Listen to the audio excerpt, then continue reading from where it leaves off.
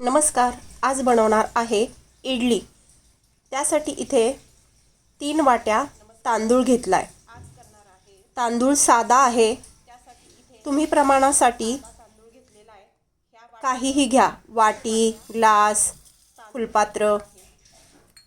हे प्रमाण 3:1 म्हणजे 3 वाट्या डाळ आणि 1 वाटी तांदूळ असं आहे.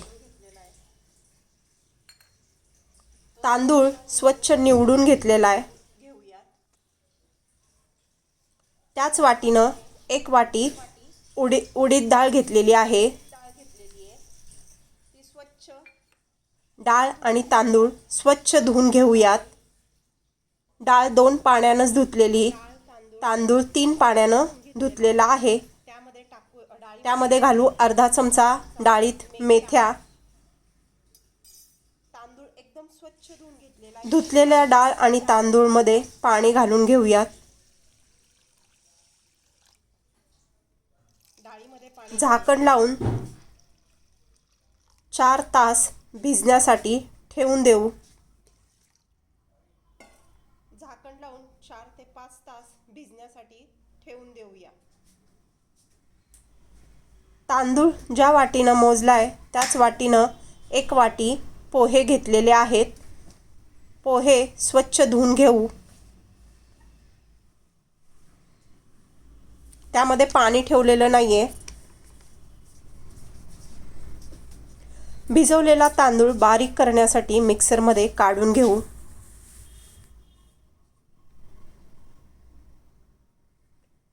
तांदूळ बारीक करताना डाळीचे जे पाणी आहे ते थोडेसे घालून तांदूळ बारीक केलेले आहे.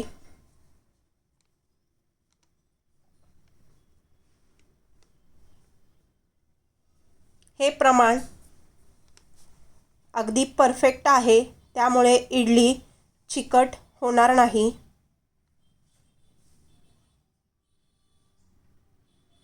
बारीक केलेले तांदूळ काढून घेऊ.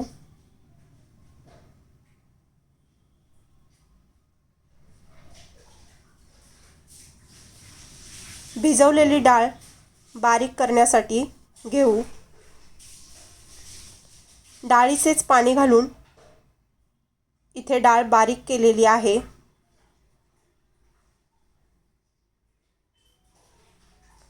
भिजवलेले पोहे बारीक करून घेऊयात.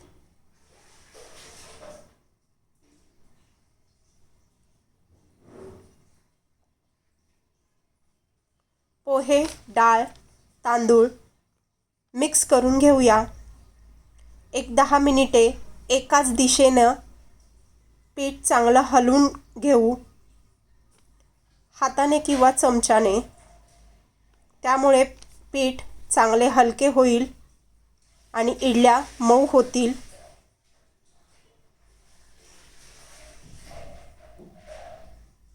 हलवल्यानंतर त्यामध्ये अशा प्रकारचे बुडबुडे दिसतील. झाकण लावून ऊब जिथे असेल तिथे ठेवून देऊ. जास्त ऊब नसेल तर कापड गुंडाळून ठेवून देऊ.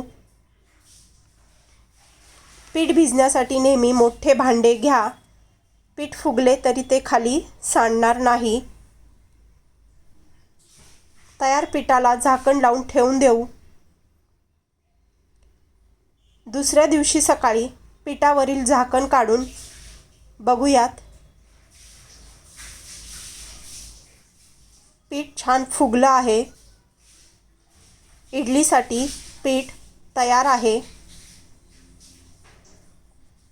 पीठ हलकं झालंय.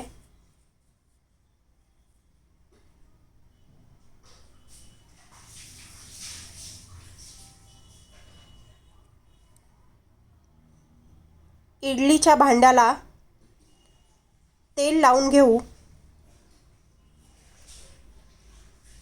या पद्धतीनं इडली केली तर अगदी कापसासारखी मऊ होते.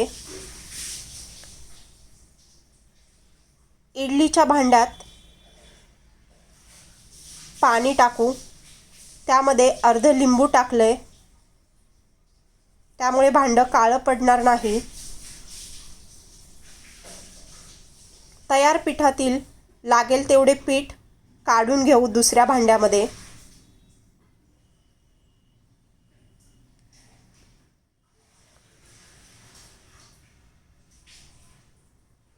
काढलेल्या पिठामध्ये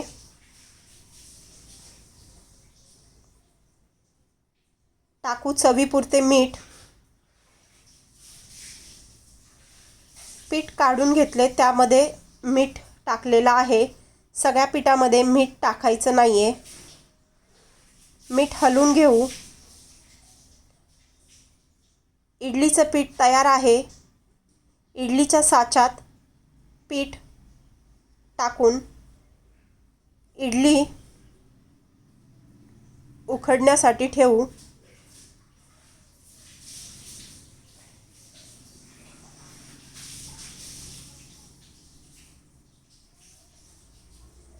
या पद्धतीने सगळे साचे भरून घ्या।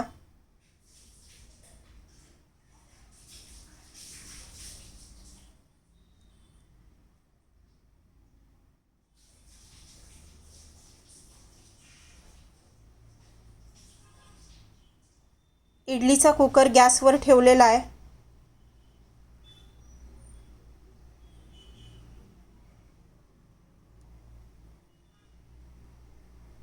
इडली उकडण्यासाठी ठेवून देऊ।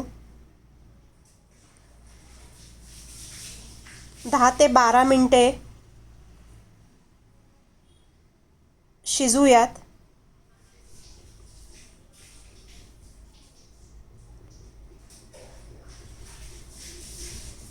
इडली काढून घेऊ।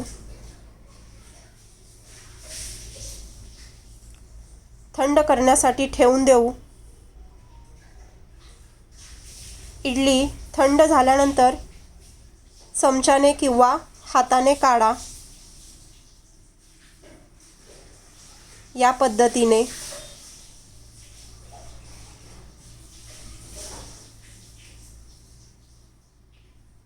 सगळ्या इडल्या काढून घ्या।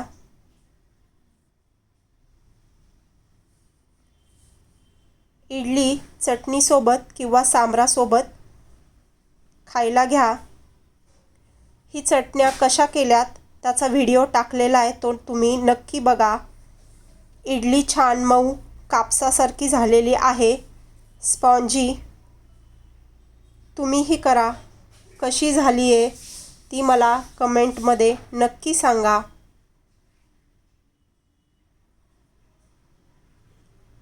तुम्हाला कशी इडली खायला आवडेल? व्हिडिओ आवडला असेल तर लाईक, शेअर आणि सबस्क्राईब करा।